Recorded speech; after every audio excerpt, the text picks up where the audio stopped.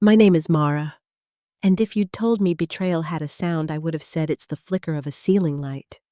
The kind that hums just enough to get under your skin, persistent, small, easily ignored. Until one day you realize it's been there the whole time, driving you mad in silence. They said my sister deserved the house. No explanation, no conversation. Just a revised will slid into reality behind my back, followed by a text. Keep paying the mortgage, sweetheart. You're the stable one? I used to think being the stable one was noble. Now I know it's a disguise they hand to the person they plan to forget. It was an ordinary Thursday. I was at their place, my parents, though. Now I wonder if that word ever really applied. The dining table groaned under the weight of their clutter insurance forms, crumpled receipts, Medicare letters that smelled faintly of despair. I had sorted through these for years, not out of duty, but because I knew no one else would. That's the danger of becoming indispensable. You stop being seen as a person and start being used like furniture. That's when I found the folder. Manila unmarked, hiding like a quiet bomb beneath overdue utility bills. Final will and testament. The words stared up at me, cold and absolute. The paper felt like it had been kept somewhere sacred and forgotten, stiff, dry, expensively indifferent. I flipped through it like a woman hoping the horror wasn't real. By the third page, the truth was sharp. Everything house savings policies was hers. Delphine's. My name appeared once, not as a daughter, not as someone who mattered. Just a line. We trust our eldest daughter will understand. That was my legacy, understanding. I didn't cry. I didn't speak. I just sat there, frozen in a moment that had taken decades to arrange. I remembered Austin. The job offer in Phoenix I turned down because Dad needed someone to change his surgical dressings. I remembered the $11,000 I wired without hesitation to cover a mortgage they were too proud to admit they couldn't handle. I remembered Mom's voice over the phone. You're the glue, Mara. Not all heroes wear capes. Some just wire money quietly. I laughed when she said it. I thought I was loved. Turns out I was just useful. The back door creaked. I snapped the folder shut, slid it under the pile, and stood slowly, my body moving while my brain still floated in some cruel echo chamber. I poured a glass of water just to feel something cold in my hands. Mom was in the kitchen humming to a country song, like we weren't standing in the ashes of trust. She looked at me all warmth. All set with the insurance stuff. I showed her the folder. Why didn't you tell me about this? I asked. Her smile faltered into a sigh. Delphine's had a rougher time. You've always been okay, Mora. You understand. She said it like I was being unreasonable for asking to be seen. Then Dad walked in, and when he caught the folder in my hand, he looked away like the paper burned his eyes. So you left her everything I said. No rage, just fact. And didn't think I deserved to be told. Mom's lips tightened. We figured you'd understand. That phrase. Like a choke chain. Like a lullaby they sang every time they needed me to carry more than my share. Understand. Accept. Absorb. Be the grown-up.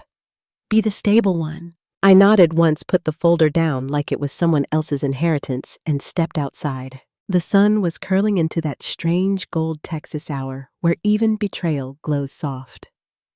I sat on the porch swing, the one I'd paid to have rebuilt after it broke under Dad's weight. I remembered the handyman asking your house and me answering without thinking, no, my parents. But I pay the bills. The swing groaned beneath me, old wood mourning something I couldn't name. Inside, they were still moving, still talking, as if none of it mattered. Maybe they thought I'd come back in. Smile. Be understanding. Again. But I stayed. Right there, breathing in the quiet violence of realization. And as the wind picked up, I whispered it low, just loud enough for the silence to remember. Never again. I was always the one who understood. That was the unspoken contract. The reliable daughter. The one who reads between the silences and nods anyway. Until now. I stayed on the porch swing long after the sky surrendered to charcoal. The light above the door blinked on without anyone touching it, just another thing in that house that operated on muscle memory even when the soul had gone missing. I waited until the clink of dishes stopped and the last thread of conversation dissolved into quiet. Then I slipped my keys into my purse and walked out. No goodbyes, no slamming doors, just a ghost moving through the spaces she paid for. 2 days passed. No message, no call, not even a shadow of concern, and I wasn't surprised. It's easier to keep feeding from someone if you pretend they don't bleed. That morning, I sat at my office desk 11 floors above Austin's heartbeat, surrounded by glass and steel. But the view below felt unreal, like I was watching life from behind a pane I couldn't break. My phone buzzed. It was her. My mother. Mortgage came out higher this month. 2030 like always. Can you send it before Friday? That was it. No, hi no, how are you? Not even a faint echo of acknowledgement for the will I'd uncovered. Just numbers, like I was a vending machine they'd grown used to kicking. I stared at the message. My thumb hovered over the reply field, but I didn't type. Not a yes. Not a no. The part of me trained to fix, to patch, to pay stood still. It was like some quiet interior lever had finally jammed, and I set the phone down without replying. Friday came, and with it, our ritual family dinner, Tex-Mex on South Lamar. Same booth, same waitress, same forced civility. Delphine was already there when I arrived. She looked like a lifestyle ad, glowing effortless, like sadness had never learned her name. She sat between them, Mom and Dad, cradling her iced tea like it was part of her brand. Her smile when I sat was a flicker practiced hollow.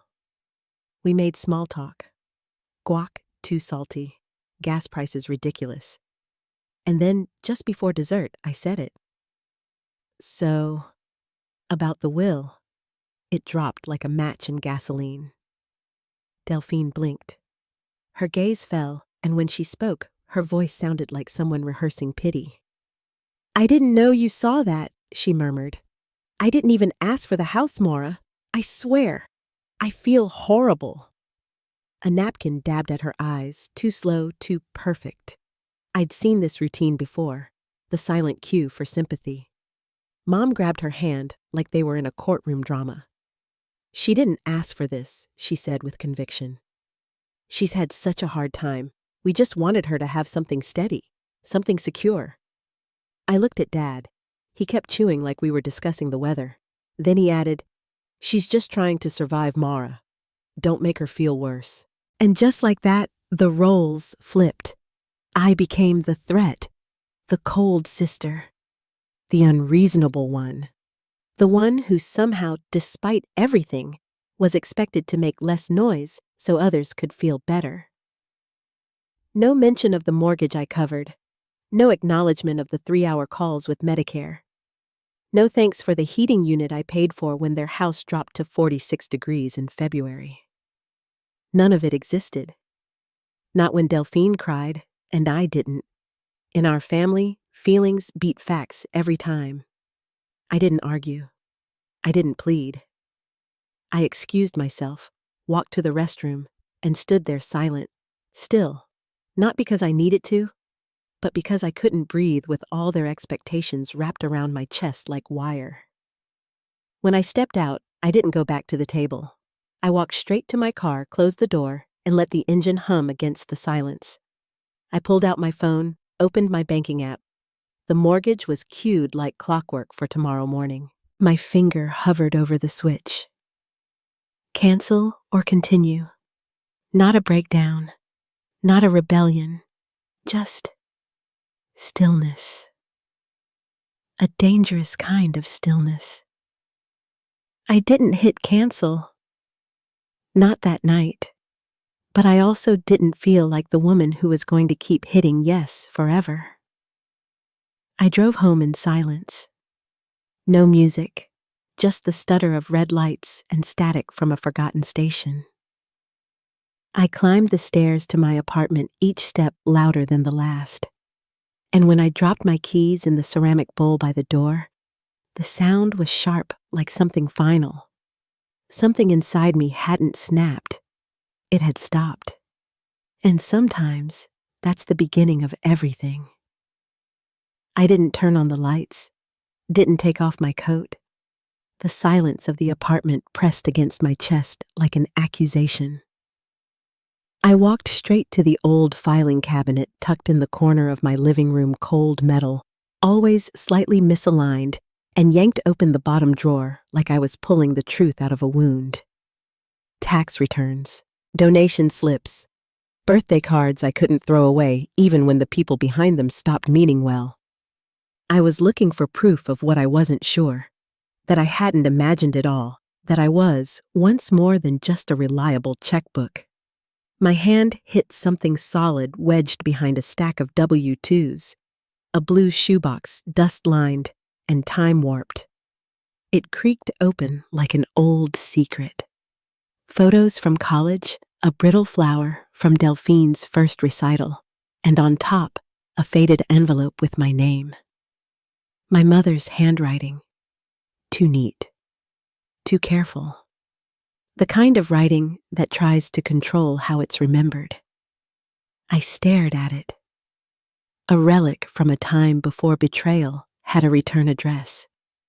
Before I knew that love in our family came with ledgers. The date on the letter was from 7 years ago, the same week I paid for an emergency roof repair they never asked for, but always expected. I unfolded the paper. I don't know where this family would be without you. You never complain, Maura. You just do. You've always been the one who steps up before we even ask. You're the strongest thread in this home.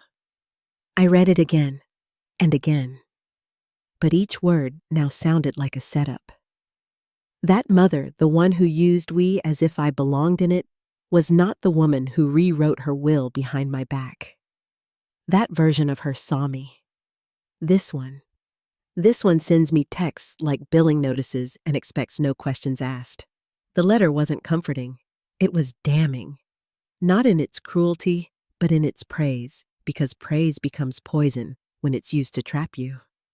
I sat down on the floor cross-legged, the letter trembling slightly in my hands. The room was quiet. Too quiet.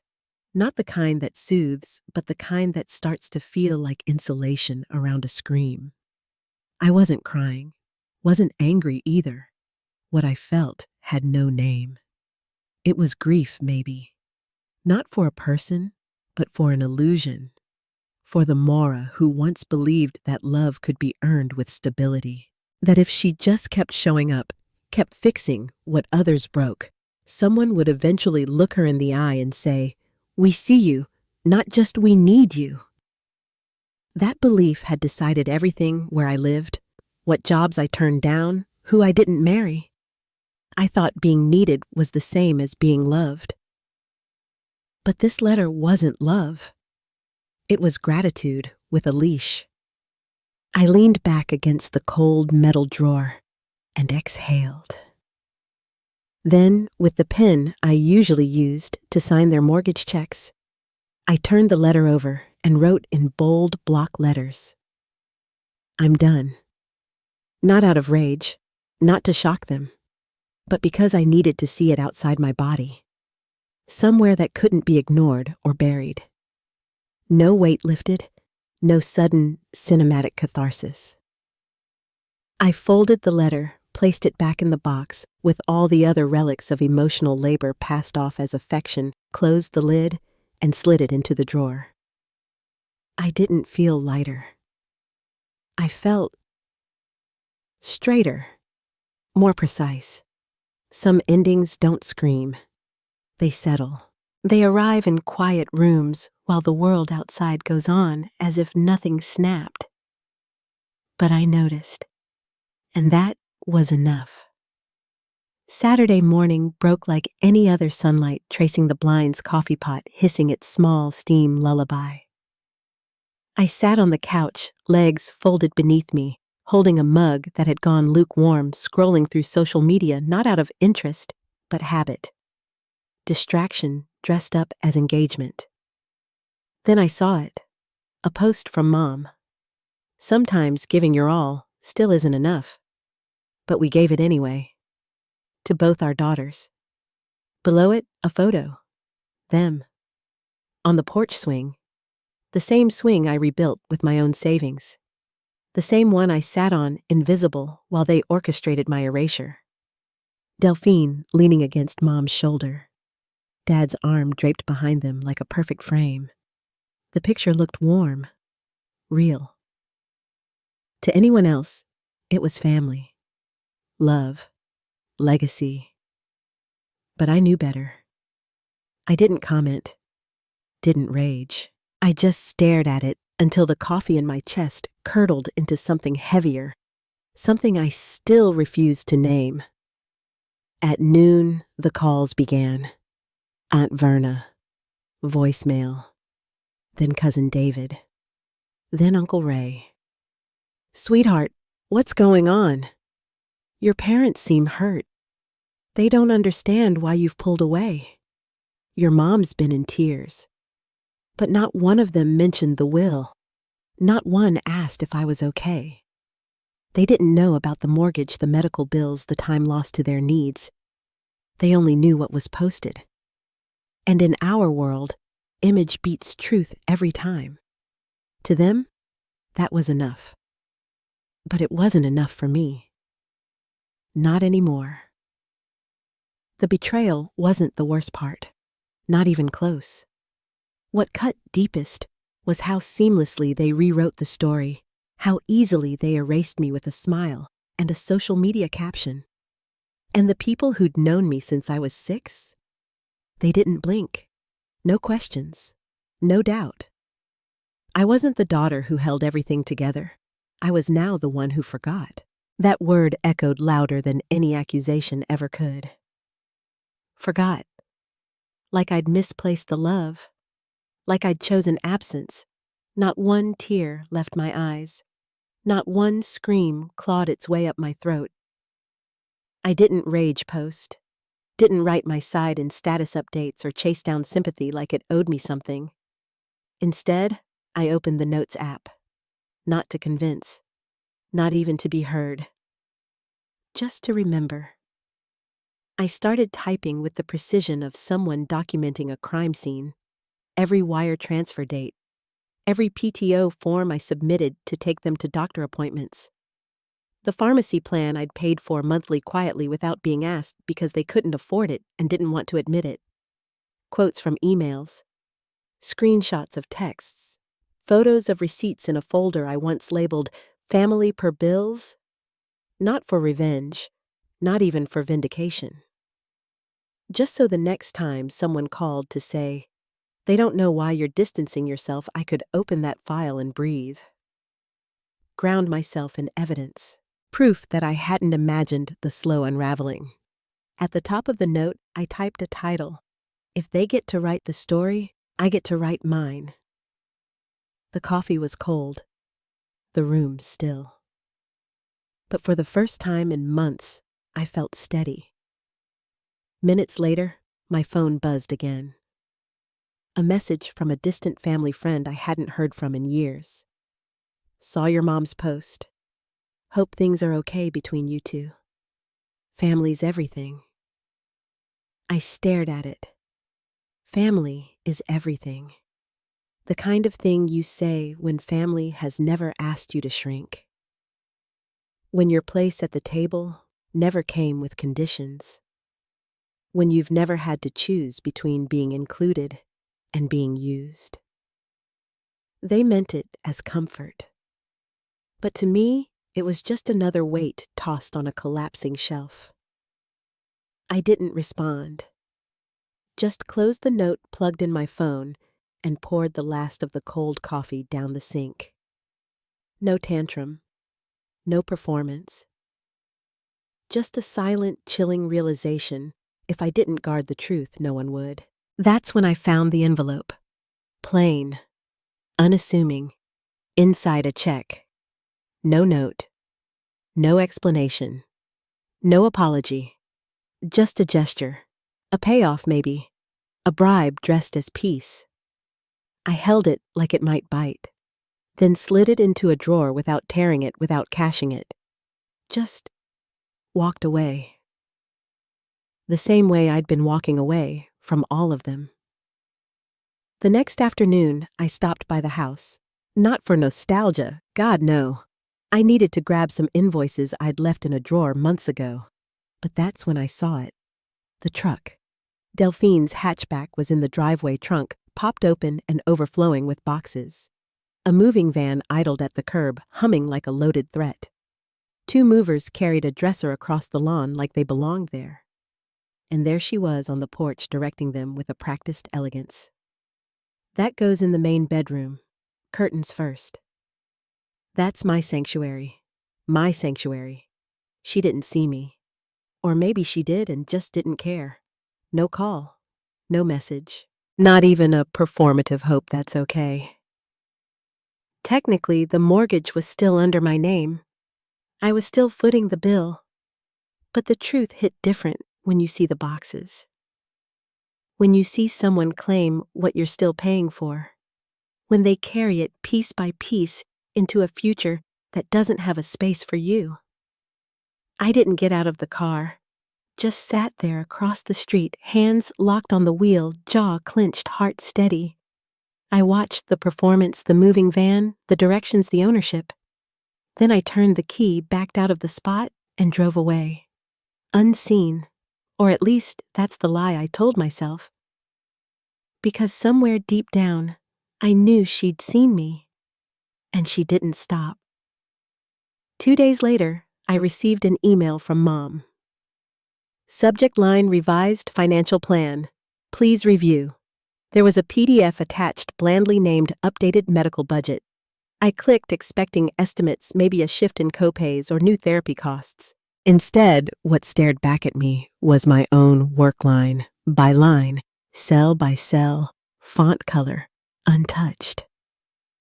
The spreadsheet was mine. Every projection, every formula, every conditional highlight I'd built when Dad's physical therapy bills doubled 6 months ago. The only thing changed was the footer prepared by Delphine Rivers. I stared at the name like it might confess, like the screen would glitch and give me a different truth. It didn't.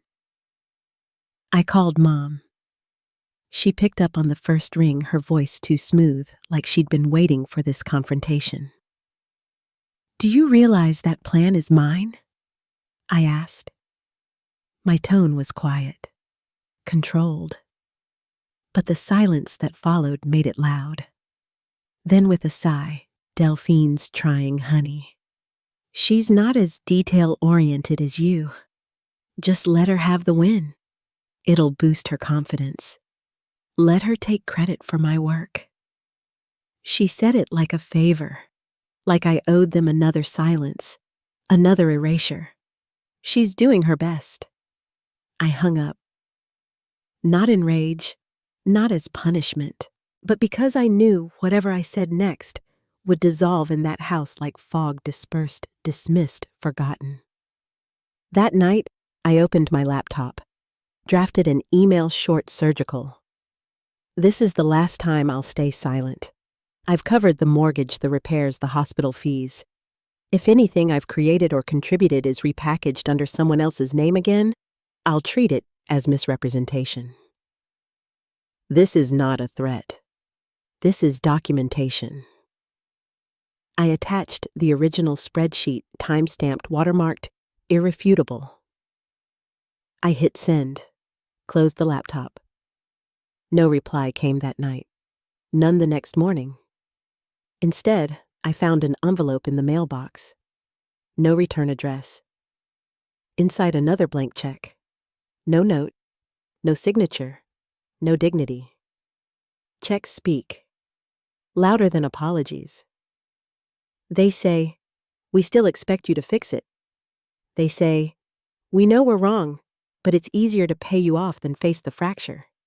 They say, "You're not in the room, but you're still expected to clean it. I didn't cry, didn't rage. I folded the check, filed it with the last one. Then I opened a new file on my desktop. Blank page. Title in bold, evidence of absence. I didn't write anything that night, just stared at the blinking cursor, watching it pulse like a heartbeat, daring me to finally stop pretending I wasn't the one holding everything, the one no one saw until they needed a signature. The next day, around 3:15 p.m., I was in the pharmacy drive-thru, picking up Gordon's prescriptions still on my account, still automated when the phone rang. It was her. My thumb hovered. I answered. A reflex I hadn't killed yet. Mom's voice was airy, cheerful saccharine. "Hey, sweetheart.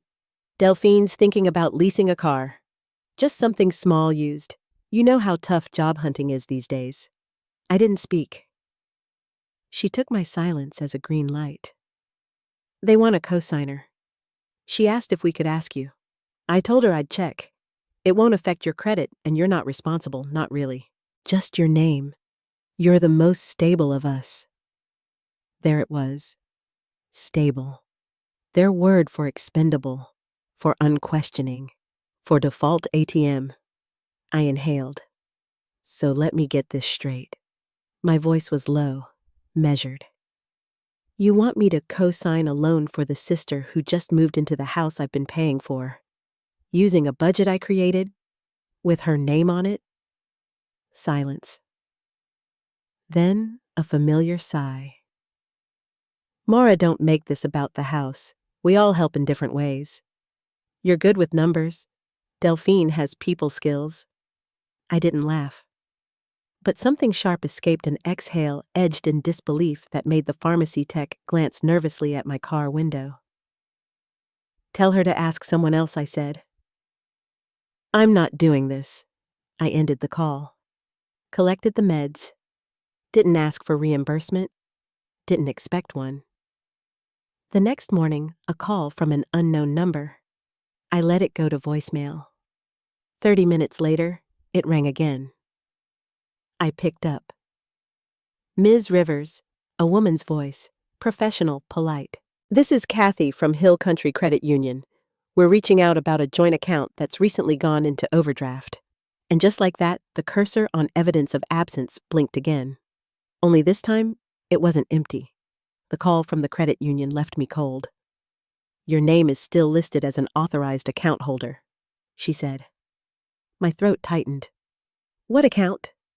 She gave me the number. I barely recognized it, an old joint account I opened years ago to help my parents consolidate debt during one of their many rough patches. I'd forgotten it even existed. Apparently, they hadn't. "There was a charge last week," she continued, $400.26 to Texas Imaging Associates. "Medical." Again, I told her I hadn't authorized anything.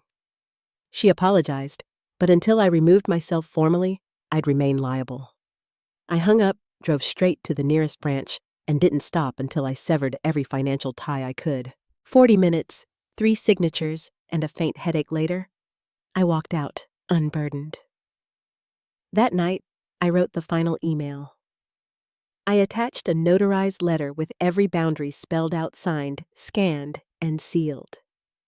Effective immediately, I withdraw from any and all financial associations, formal or informal, with Gordon Rivers, Renee Rivers, or Delphine Rivers. I listed everything: banks' utility accounts, property deeds, credit lines, vehicle titles, insurance policies. I ended with the words, "This is not a request. This is a boundary." I didn't expect a response, and I didn't want one.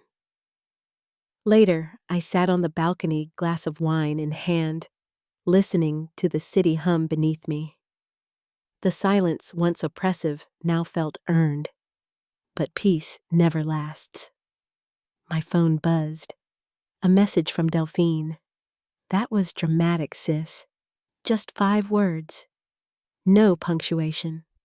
A smirk wrapped in sibling familiarity. I left it on read. If claiming what's mine is dramatic, maybe I should have performed sooner. Still, those 5 words echoed louder than they should have. By Saturday afternoon, I couldn't stand the apartment. I grabbed my keys and wandered to the grocery store without purpose. It happened near the checkout. I ran into Mrs. Kincaid, our old neighbor. We exchanged the usual pleasantries. Just as I thought I was safe, she tilted her head, smiled, and said, "You didn't go to the housewarming, huh?" My face must have betrayed everything. "It was lovely," she continued. "Delphine had this slideshow. Your parents were glowing. Pictures of the backyard. You all did such a good job. That swing turned out beautifully." I smiled, nodded, paid for a pint of blueberries I didn't even remember picking up. Back in my car, I sat with the engine running, air conditioning blowing stale against the silence. They threw a party in the house I was still paying for. No call, no message, not even a passive group text. Just absence, clean, surgical, intentional. When I got home, I searched Facebook. There it was. Photos. Comments. Delphine surrounded by people I barely remembered. "You're such a blessing. Your parents must be proud. This girl right here, she's holding it all together. Not one mention of me. Not one." I kept scrolling until I found it. The porch. The one I paid to fix. The one I stained by hand while Dad complained about drafts. There was Delphine posed in front of the fern I picked out, beaming like she'd always belonged there. And then Sunday morning, another hit. My phone lit up with a tag notification local news article. Headline: Youngest daughter's sacrifices keep family together through health struggles. A glowing profile. Delphine the savior. Quotes from Mom. From Dad. All praise. All fiction. No mention of the nights I stayed on the phone with insurance. The bills I covered. The years I stayed put, stayed close, stayed silent. They'd erased me. And this time, they'd printed it. But I had something they didn't. I had the truth. And it was already in a file on my desktop blinking back at me. Evidence of absence. I hadn't typed a word in it yet. But the story was already writing itself. They didn't just erase me. They replaced me. And that's a different kind of grief, the kind that doesn't bleed, but bruises deep. I didn't cry. I didn't scream. I laughed once. Not because anything was funny, but because sometimes clarity sounds like laughter, when it really should sound like a fire alarm. I opened the document on my laptop, my archive, my personal ledger of the invisible labor I'd carried. Every wire transfer, every tax receipt, every pharmacy bill, invoice, delivery record, and bank statement. A silent chronicle of the life I'd kept stitched together for everyone but myself. Then I opened a second tab and drafted an email. I attached the file, addressed it to the family attorney, the one who used to handle Dad's pension paperwork. BCC'd my accountant, and just for the record, I CC'd myself. Subject: estate discrepancy. Records attached. Body for documentation purposes only. Please keep this on file. No action required at this time. It wasn't sent out of vengeance. It was survival. I needed the truth to live in more than just my folders and fireproof boxes. Later that evening, just before the sky swallowed the sun, I poured a glass of water and stood on the balcony. Below me, the city moved in its usual rhythms, dogs on leashes, delivery bikes weaving through intersections, couples drifting across crosswalks without looking up. My phone buzzed once. A new message from Delphine, feeling petty. Now 5 words. A smirk disguised as a sentence. I didn't open it. Didn't need to. I looked out at the dusky skyline and whispered just loud enough for myself to hear. If truth makes me petty, then I'll wear that crown with pride. The next morning, the air hung heavy. The kind of weight that makes the sky feel indecisive. I opened the windows just enough for air, not light. Delphine's message still sat unread on my phone, staring at me with its smug little timestamp. This isn't a courtroom, Maura. No, maybe not. But even if no one else wanted the truth, it still deserved to be recorded. I opened the folder again. This time, I gathered attachments like evidence. Mortgage history, every payment, every date, every deduction. Scanned copies of the original, the one written before the story changed. Then I opened a new email, addressed it to the family attorney, copied my own legal counsel, and included the notary office that had overseen the recent revisions. Subject line, let the record show. No commentary. No venom. Just truth. I hit send. The screen blinked once, refreshed, and settled. I closed the laptop and waited. Silence. 2 hours of nothing. No message, no reply. Then my phone lit up Dad's name. I let it ring. Then Mom. Then a blocked number. I didn't need to answer to know who it was. I watched it ring out, then turned on airplane mode and let the silence stay. For the first time in months, I didn't feel obligated to respond. The quiet wasn't empty anymore. It was mine, earned, kept, protected. By morning, I'd made my decision. I dressed simply, grabbed a manila folder from the kitchen table, and drove to a small title office on the outskirts of town. One receptionist, 2 cubicles, a coffee machine that sounded older than me. The woman behind the desk recognized my name instantly, too many years of too many signatures. I signed the severance form. Property, financial, emotional. I was out. No more silent scaffolding. No more invisible scaffolding under someone else's life. It took 23 minutes. I folded the signed copy and tucked it into my purse, not from fear, but as a reminder. On the way home, I made one last stop. The house. I didn't go in. Didn't knock. I parked along the curb, stepped out into the quiet afternoon, and walked to the mailbox. I dropped in the house key, no note, no explanation. Just the sound of metal hitting metal, a door closing without needing to be slammed. I didn't linger, didn't glance at the porch I'd stained with my own hands, didn't check the flower bed I used to weed every spring. I walked back to my car, and this time I didn't look back. I turned toward my car and drove off. That night from my apartment window, I watched the sky give in. A quiet rain traced lines down the glass while headlights smeared into abstract halos below. I glanced at my phone, half expecting another message, another jab disguised as concern. None came. But something else did. I checked the county property listings, a habit born from suspicion and curiosity. There it was, 2647 Springdale Avenue. Single-family home. Charming. Updated porch. Great bones. The photo showed the swing I'd rebuilt with my own hands. The same swing Delphine had posed on. The same one no one had ever thanked me for. The porch light was off in the image. So was the weight I'd carried for years. 2 weeks later, I drove past the house one last time. Not out of longing, just routine. I was heading home from a financial workshop I'd taught at the college, budgeting basics for retirees, learning to live without a partner to share the bills. The sun was low, the air gold-edged and tender. A man in his 70s had whispered as he left, "I wish someone had explained this to me before my wife passed." I had nodded, but his words lingered longer than he did. I turned onto Springdale without thinking. The house sat like a hollow echo, grass uncut, windows locked.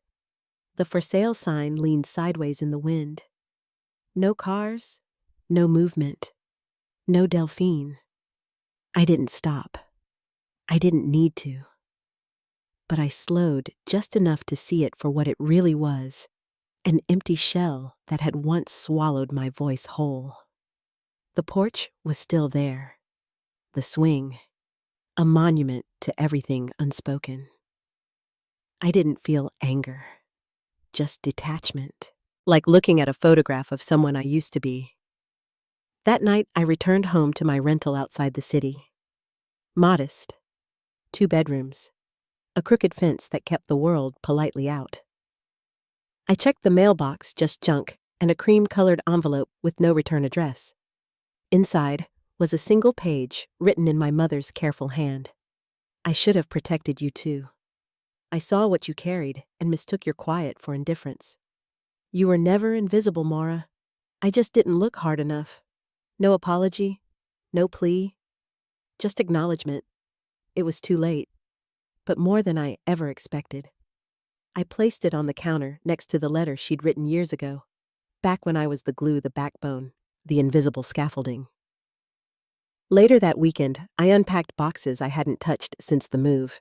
Inside one, tucked between forgotten receipts and a planner I never used, I found the first letter, the one where she called me the thread holding it all together. Funny, the same hand wrote both, yet they lived on opposite sides of truth. I placed them side by side in the same drawer. Not to glorify them, not to reopen wounds, but because erasing the past doesn't heal it. The girl who tried too hard and the woman who finally walked away both deserved a place in my story. These days, my mornings are quiet. I teach part-time. I bake on Sundays. I volunteer at the food bank down the street. On Wednesdays, my phone rarely rings. And when it does, I don't jump. I still remember their birthdays. I just don't reach out. I haven't blocked anyone, but I don't answer either. Some calls are better left unanswered. Some silences speak loud enough. I'm not angry anymore. I'm not even sad. I'm free. And if freedom looks like a small rental with mismatched dishes and a backyard full of crooked cucumbers, I'll take it. I'll take it over being needed for all the wrong reasons. That evening, I stood in my kitchen, poured a glass of water, and opened the window. The wind carried jasmine from the neighbor's yard. The drawer stayed closed, the letters sealed in silence. I whispered into the room, not for drama, not for forgiveness, just the truth. I wasn't the one who left. I was the one who stopped holding the roof up. Sometimes walking away isn't the end. It's the beginning of peace. I used to believe that love meant giving everything quietly without counting. That if I kept saying yes one day, someone would say thank you.